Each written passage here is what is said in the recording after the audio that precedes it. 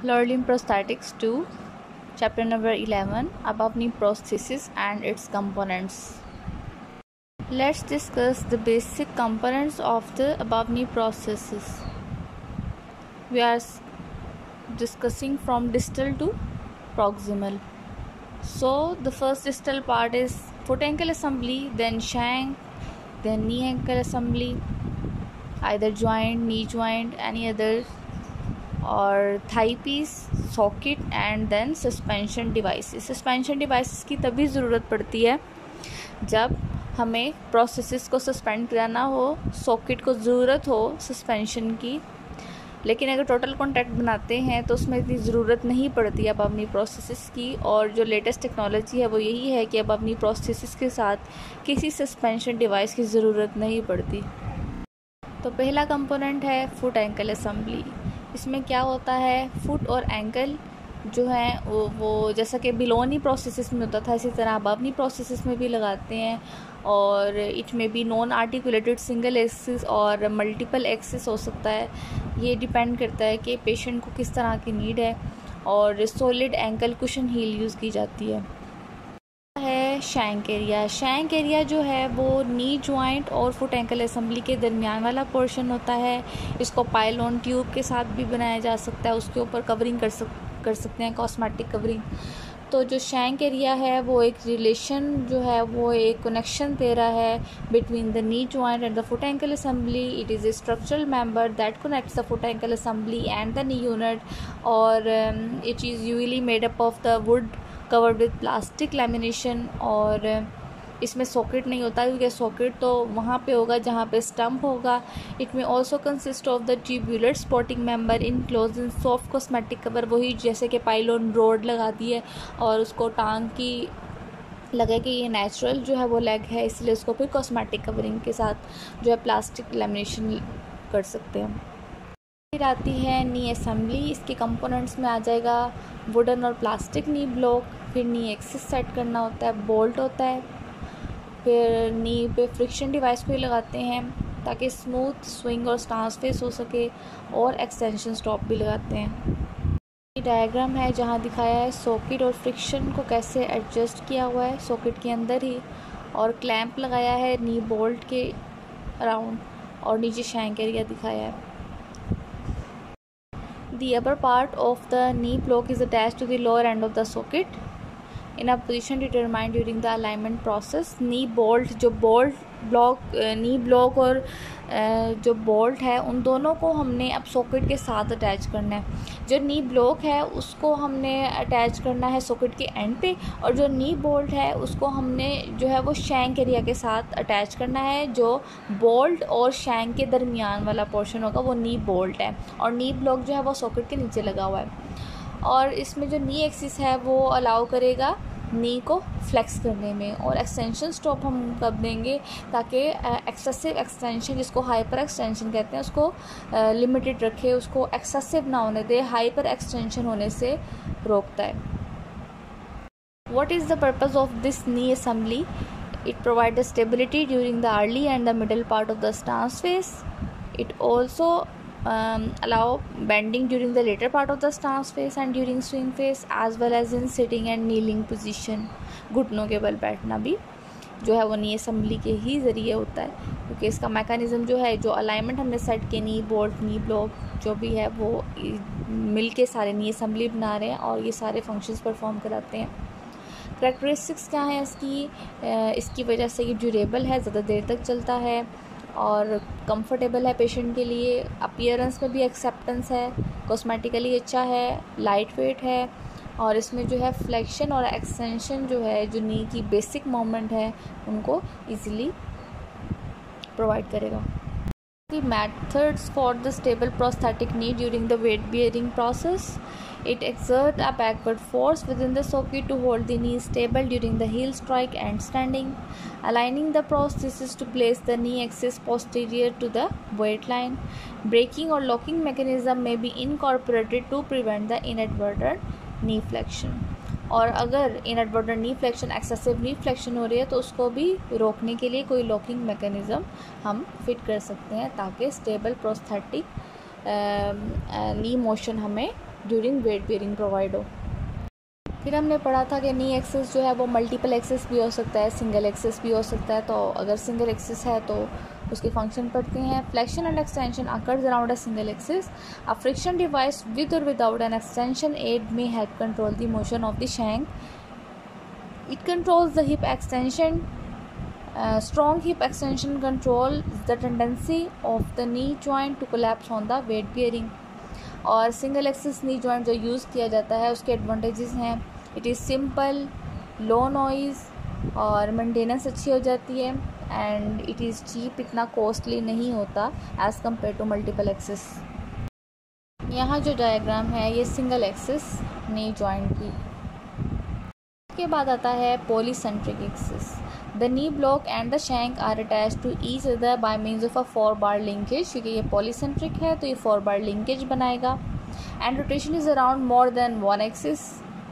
जैसे फ्लेक्शन और एक्सटेंशन हो रही थी उसमें रोटेशन भी आ जाएगी, तो ये एडिशनल मोमेंट दी इसने। When two sets of the links are used in such a way that each is free to rotate on the two axis, a moving centre of rotation is created. और ये function बताया कि कैसे rotation अगर करेगा।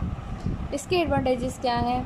Inherent stability, useful for the patient with short above knee amputation. जिनकी above नी amputation तो है लेकिन ज़्यादा शॉर्ट है स्टम्प एरिया, तो उनके लिए पॉलीसेंट्रिक एक्सिस जो ज़्यादा यूज़फुल है। और बाईलेटरल एम्पुटी, जिनकी दोनों टांगें जो है वो अबव नी एम्पुटी हों, तो उनके लिए भी पॉलीसेंट्रिक एक्सिस को प्रेफर किया जाता है। कह लें या फिर डिसएडवांटेजेस कह दें, जो old type of polycentric axis बनते थे वो हैवियर होते थे, साइज़ में बल्की होते थे, और मेंटेनेंस भी उनकी मुश्किल से होती थी। कोई होता था जो उसकी मेंटेनेंस कर सकता था पुराने ज़माने में, और didn't provide good swing face control. यानी कि जब ये न्यू आया था पॉलीसेंट्रिक एक्सिस बनना, तब जो है उसकी मेंटेनेंस से प्रॉब्लम होती थी। लेकिन अब जो है क्योंकि जदीद टेक्नोलॉजी के थ्रू उन्होंने मटेरियल भी लाइट वेट मटेरियल चूज़ किया है, और उसको कि कॉस्मेटिकली अच्छा लगे, बल्कि ना लगे। अगर ऊपर कोई कपड़े वगैरह पहने हैं तो प्रोमिनेंट ना हो, बिल्कुल कॉस्मेटिकली अच्छा लगे, नेचुरल लुकिंग आए। तो अब जो है वो इसके डिसएडवांटेजेस नहीं, ये ओल्ड पॉलीसेंट्रिक एक्सिस के लिमिटेशंस या डिसएडवांटेजेस हैं। और ये जो डायग्राम है इसमें दिखाया कि 4 बार लिंकेज कैसा है जो पॉलीसेंट्रिक एक्सिस है। फिर उसके बाद आता है नी control. Mechanical friction as well as hydraulic and pneumatic system are used to control the movement of the shank during the stance phase. If there is no restraint on the knee motion during relatively fast walking, the prosthetic knee tend to flex excessively during the early part of the swing phase, with the shank coming to an abrupt stop with an impact as the knee goes into the full extension. देखिए, जब नी ने flexion या extension करनी है तो कोई ना कोई लॉकिंग और ब्रेकिंग मैकेनिज़्म होना चाहिए जो एक्सेसिव फ्लेक्शन और एक्सेसिव एक्सटेंशन दोनों को किसी हद तक रोक सके। यानी कि जितनी नॉर्मल होनी चाहिए उतनी प्रोवाइड करे, एक्सेसिव ना हो, क्योंकि स्विंग फेस में ज़्यादा फ्लेक्शन में जाना होता है। लेकिन अगर देखें, अगर वो सडन फ्लेक्शन करने की कोशिश करता है और कोई ब्रेकिंग मैकेनिज़्म नहीं होगा तो उसकी जो लोअर लेग है वो बहुत जल्दी से फ्लेक्स करेगी, जिसकी वजह से चांसेस होंगे कि जो उसके मैकेनिकल पार्ट्स हैं वो डिस्टर्ब हो जाएंगे, झटका लग सकता है। तो इसको रोकने के लिए कोई ना कोई ब्रेकिंग या लॉकिंग मैकेनिज़्म ज़रूरी है। A braking mechanism by applying resistance to the rotation about the knee axis helps to control the excessive knee flexion and terminal swing impact। जहाँ जहाँ फ्लेक्शन ज़्यादा होती है, एक तो स्विंग फेस के स्टार्ट में फ्लेक्शन स्टार्ट होती है, और टर्मिनल स्विंग इम्पैक्ट जो है जब टर्मिनल स्विंग आने लगता है तब होती है। तो इन दोनों के दौरान जो है वो ब्रेकिंग मैकेनिज़्म जो है वो इस resistance to the rotation apply करता है इसके नी एक्सिस के अराउंड। अब है constant friction. The braking action और resistance doesn't vary at any point during the swing phase of the gait. The braking action is achieved by sleeve और a split bushing and a clamp around the knee bolt. जैसे कि उस diagram में दिखाया गया था कि नी bolt लगाया गया, आगे भी एक डायग्राम आएगी उसमें भी दिखाएंगे कि क्लैम्प लगाया हुआ था बोल्ट के इर्द उसको अपनी जगह पे रखने के लिए। The amount of friction is increase और decrease by rotating the friction adjustment screw. और इसमें स्क्रू भी होता है जो एडजस्ट कर सकता है कि how much rotation is required और how much rotation is required to decrease और इंक्रीज। उसको टाइट कर देंगे या लूज़ कर देंगे।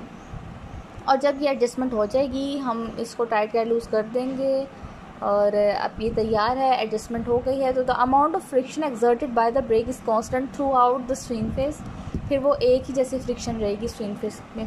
This type of the knee is refer to as, इसको कहते हैं conventional single axis knee constant friction.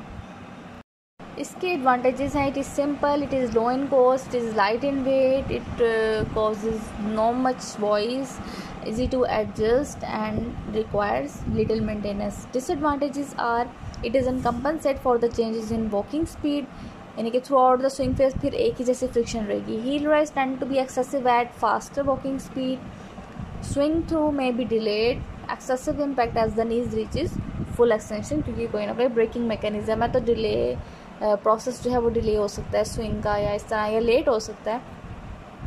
और यहाँ डायग्राम है सिंगल एक्सिस कांस्टेंट फ्रिक्शन नी की। उसके बाद आता है variable friction. Provision has been made to vary the degree of the friction or braking during the swing of the shank. This type of knee unit provides relatively greater resistance at the beginning and end of the swing phase and less friction during the mid swing. अब इसमें वो constant friction provide कर रहा था और ये variable friction है, यानी कि हम डिसाइड कर सकते हैं ड्यूरिंग द स्विंग फेस कि how much friction is required in the early swing phase और how much friction is required in the late mid swing phase. तो ये हमारे पास वेरिएबिलिटी आ गई है, वेरिएशन आ गई है, एक एडिशनल जो है वो फंक्शन आ गया। The variation of braking is achieved by the action of a number of segmented friction elements which rotate together with the knee axis. A friction adjustment wheel is rotated clockwise or anti-clockwise to increase or decrease friction. और यहाँ पर जो हम friction की adjustment करेंगे, जो wheel है उसको हम आइदर क्लॉकवाइज रोटेट कर देंगे या फिर एंटी क्लॉकवाइज कर देंगे टाइट और लूज़ करने के लिए।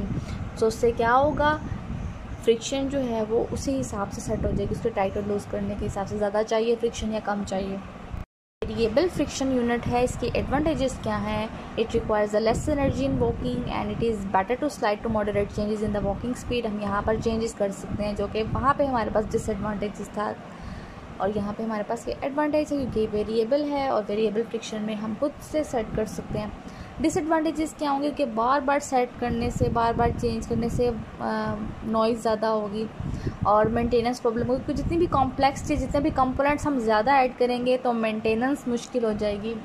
And there are high number of moving part, segment ज़्यादा हैं, फंक्शन ज़्यादा हैं तो पार्ट्स भी ज़्यादा होंगे, तो इसी वजह से उसकी वजह से नॉइज़ और मेंटेनेंस और बल्कि हो सकता है थोड़ा सा। जी ये डायग्राम है वेरिएबल फ्रिक्शन नी यूनिट की और ये सारे जो हैं वो एलिमेंट्स और कंपोनेंट्स दिखाए हैं कि क्या क्या अटैच है इसके साथ। उसके बाद थर्ड टाइप आई है वेट एक्टिवेटेड फ्रिक्शन ब्रेक, यानी कि वेट पड़ने पर, ज़्यादा वेट पड़ने पर जो है वो फ्रिक्शन जो है वो खुद ब खुद क्रिएट हो जाएगी। तो weight activated friction brake, it provide stability during the stance phase and it may be achieved by the use of the weight activated friction brake which operates during the stance phase to resist any sudden buckling of the knee, वही झटका ना लगे। And during swing phase it performs like a constant friction knee. अच्छा, swing phase में वो constant friction नी की तरह काम देगा और जो वेट बियरिंग जब पड़ेगी स्टांस फेस में तब जो है वो बकलिंग को कंट्रोल करेगा। When weight is borne on the prosthetic during the first 15 to 20 degree of flexion it is activated and automatically resist any further knee motion. ठीक है, 20 डिग्री तक फ्लेक्शन करने देगा, इससे ज़्यादा जो है वो खुद ब खुद कंट्रोल करेगा। कोई हमें स्क्रू एडजस्टमेंट नहीं होगा इसमें कि हम उसको लूज़ करें या टाइट करें, ये खुद ब खुद एक्टिवेट हो जाएगा जब इस पर वेट बियरिंग होगी, जब इस पर जो है वो 15 to 20 डिग्री फ्लेक्शन में जाएगा, खुद ब खुद एक्टिव हो जाएगा। अच्छा, इसका मैकेनिज़्म क्या है, कैसे काम करता है, इट कंसिस्ट ऑफ, इसमें ब्रेक सर्फेसिस हैं और लोअर सेक्शन में नी ब्लॉक के जो शैंक के नीचे लगा होता है and upper section of the shank which are in light contact during the swing phase. When the amputee places weight on the prosthesis, the two brake surfaces are forced into the firm contact, thus creating a resistance to any inadvertent knee flexion. अब कहाँ ये लगाया हुआ है, नी block और shank के दरमियान लगाया हुआ है ताकि जब इस पर वेट बढ़े ये खुद बहुत एक्टिवेट होके फ्रिक्शन को प्रोड्यूस करे। ये डायग्राम है वेट एक्टिवेटेड फ्रिक्शन ब्रेक की। इसमें गेट रेगुलेटर स्क्रू लगा हुआ है, फ्रिक्शन एडजस्टमेंट स्क्रू है और नी लॉकिंग वेज है, स्विंग ब्लॉक है, पिवेट नी बोल्ट स्क्रू है, एक्सटेंशन एड कंप्रेशन स्प्रिंग। ये स्प्रिंग क्या काम देगा, ये एक्सटेंशन प्रोवाइड कर रहे हैं और स्मूथ एक्सटेंशन प्रोवाइड कर रहे हैं। इसके एडवांटेजेस हैं, it provide more stability than the other two, usually prescribed for the weak elderly patients, also for the patients who vocational and vocational activities pose stability problems. And disadvantages क्या हैं, क्योंकि ज़्यादा part हैं तो उनकी stability, उनकी maintenance और noise भी ज़्यादा होगी उनको एडजस्ट करने के लिए, और थोड़ा पार्ट्स के ज़्यादा होने की वजह से हैवी होगा as compare the other two. फिर आता है manual lock. Maximum stability in the stance phase may be achieved by manual lock. Amputee controls the action of the lock by manipulating the locking lever. Mechanism क्या है, when lever is raised in a slot, lever को raise ऊपर करेंगे तो knee lock is release allow the knee to bend. तब क्या होगा, जब लॉक को ऊपर करेंगे, लीवर को ऊपर करेंगे तो नी जॉइंट फ्री हो जाएगा ताकि वो इजीली फ्लेक्शन कर सके, और जब नी एक्सटेंशन में जाएगी तो लॉकिंग लीवर जो है वो खुद ब खुद नीचे गिर जाएगा और लॉक लग जाएगा, ठीक है।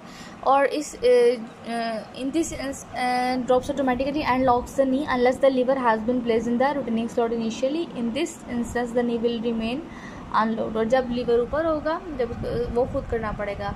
मैनुअल लॉक है ना, हमने खुद इसको रिलीज़ करना है और लॉक खुद ब खुद लग जाएगा।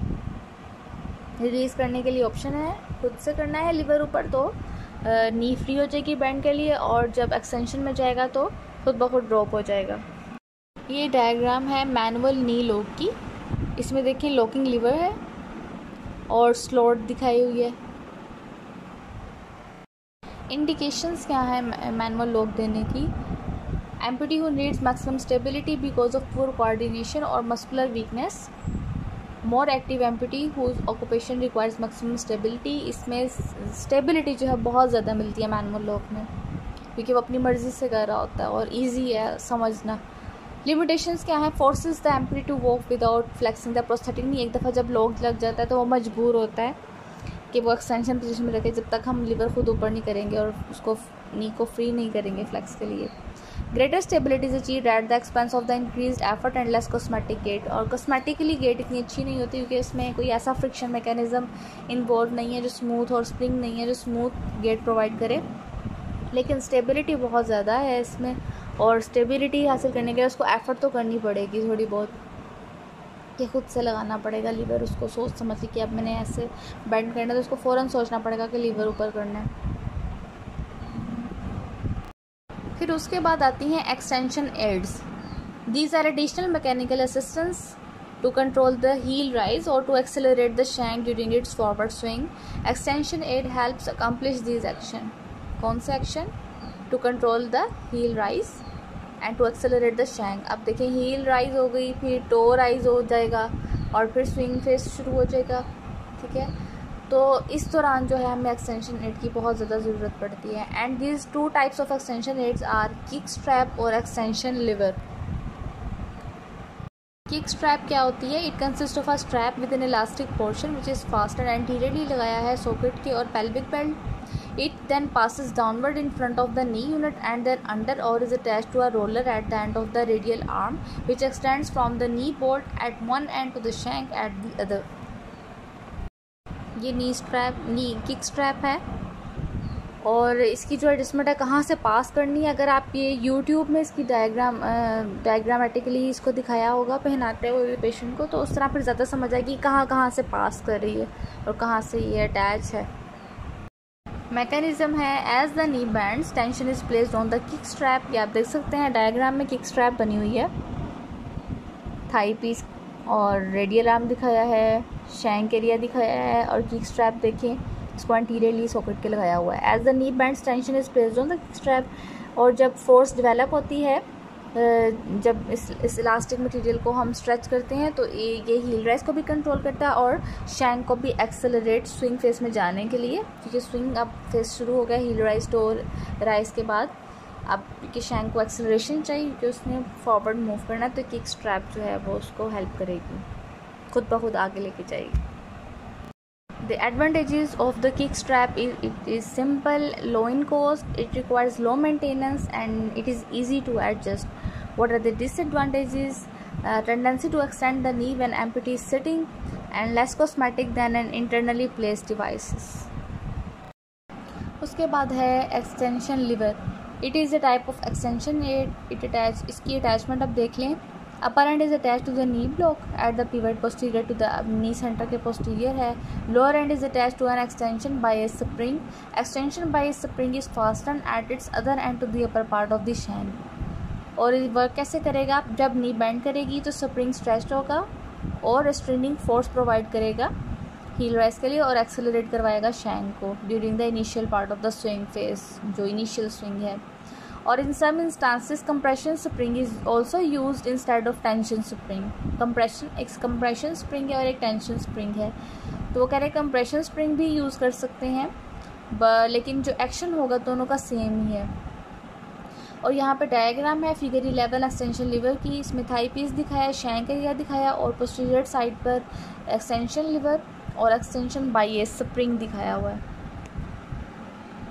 एडवांटेजेस हैं, इसकी लुक जो है वो किक स्ट्रैप के अगर हम कंपेयर करें तो अच्छी है। और prosthetic knee not extend when the patient sitting, और सिटिंग प्रॉब्लम नहीं कोई कॉज करती, जबकि ये डिसएडवांटेज था लास्ट वाली में। और डिसएडवांटेजेस इसमें क्या होंगे एक्सटेंशन लीवर के? It cause much noise as compare to the kick strap and it is difficult to adjust.